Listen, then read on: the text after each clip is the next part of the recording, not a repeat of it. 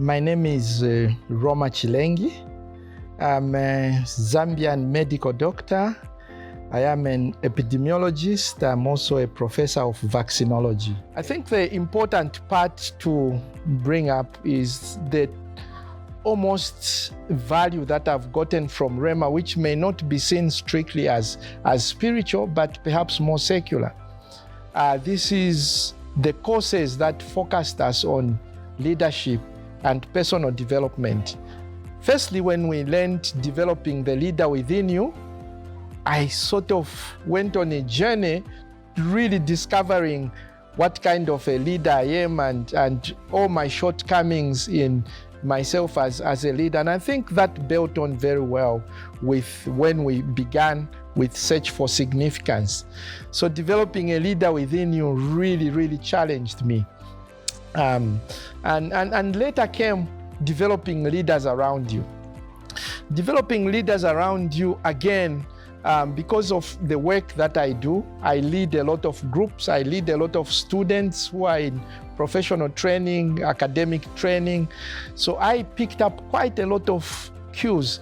And to be honest, in my more than 26 years of work, and a big chunk of that time being in fairly senior position in management, we've done a lot of workshops, a lot of seminars, a lot of training on management, leadership, and executive training, etc.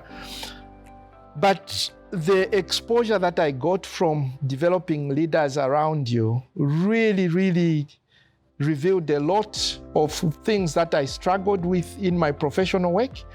And the way I looked at people around me and mentees completely has changed.